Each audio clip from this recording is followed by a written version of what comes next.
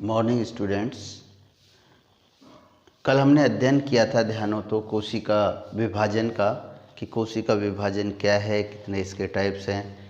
फिर था कि कोशिका विभाजन एक चक्र के तहत होता है, उस चक्र को हम कोशिका चक्र कहते हैं। तो देखो बेटा, कोशिका चक्र क्या है।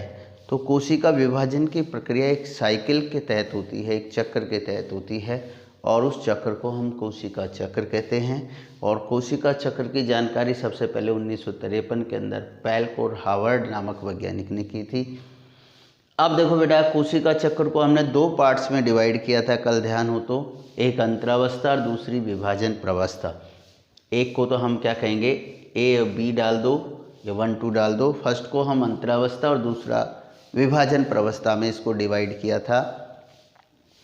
अंतरावस्था को हम इंटरफेज कहते हैं, और ये कोशिका चक्र की सबसे बड़ी प्रवस्था है, जिसमें 20 से 22 घंटे का समय लगता है, और विभाजन प्रवस्था में 1 से 2 घंटे का समय लगता है। सबसे छोटी प्रवस्था है और जिसमें 1 से 2 घंटे का समय लगता है।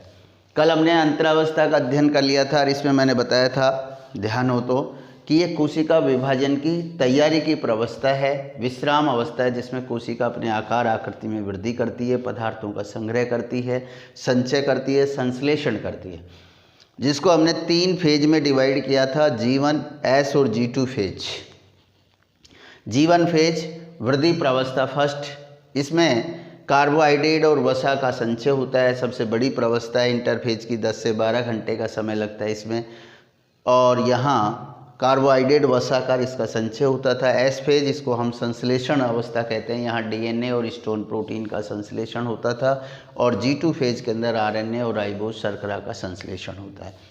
तो ये तो थी बेटा कौन सी, अंतरावस्था। और यदि विपरीत परिस्थितियां आ जाए तो कोशिका किस में चली जाती है, G0 फेज में चली जाती है, जिसे कोशिका की सुषुप्त अवस्था कहते हैं।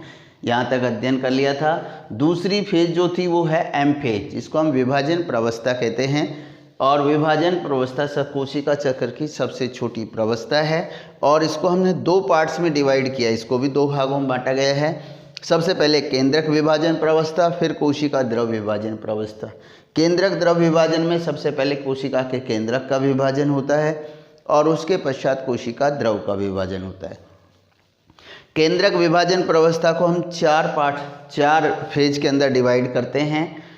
4 फेज कौन कौन सी हैं, प्रोफेज, मेटाफेज, एनाफेज और टीलोफेज, जिनको हिंदी में कहते हैं पूर्वावस्था, मध्यावस्था, पश्चावस्था और अंत्यावस्था। और कोशिका द्रव विभाजन को हम 2 पार्ट्स में डिवाइड करते हैं। एक सबसे पहले कोशिका पट्टिका विधि, और दूसरी कोशिका विदलन या खांच विधि। इसके बाद मैंने कोशिका चक्र को एक साइकिल के तहत बताया है। ये पूछा गया था, कोशिका चक्र का एक आरेख तैयार कीजिए। तो देखो, कोशिका चक्र में जो यहाँ से आपको दिख रहा है, ये यहाँ डबल लाइन, ये सारा एरिया जो है इधर, ये इंटरफेज का है।